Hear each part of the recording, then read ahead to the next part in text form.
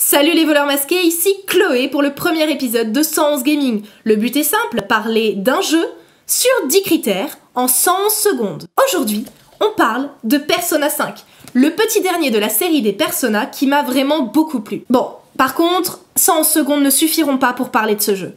Mais bon, on va quand même essayer.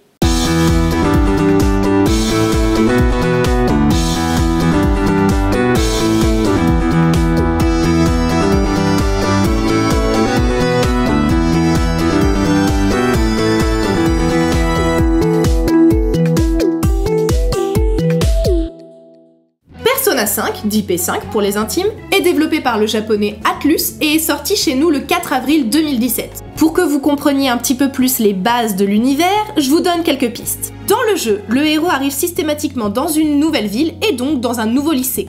De là, il va découvrir d'une manière ou d'une autre à contrôler sa persona. D'après le psychiatre et le psychanalyste Carl Gustav Jung, qui est à l'origine du concept de la persona désigne la part de la personnalité qui organise le rapport de l'individu à la société.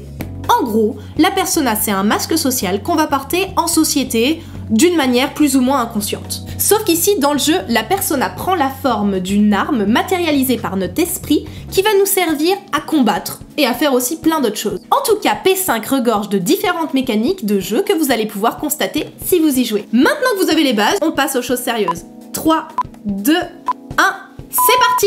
Persona 5 se déroule à Tokyo. Le joueur incarne un protagoniste silencieux après son transfert au lycée Shujin.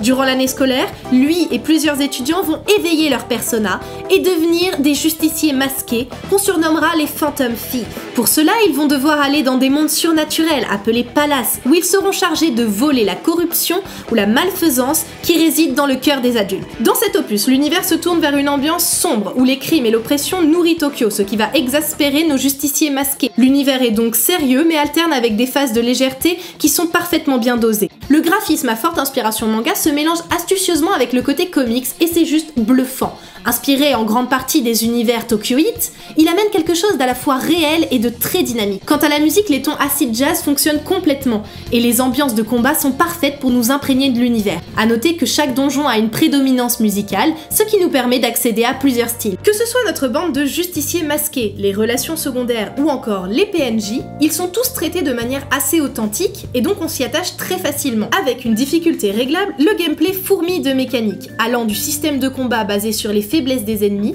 aux relations sociales dépendantes de la création des personas, et plein d'autres, on n'a pas le temps de s'ennuyer. Saviez-vous que Persona 5 citait aussi bien Mon voisin Totoro, Dragon Ball Z, Metal Gear Solid, ainsi que sa propre série?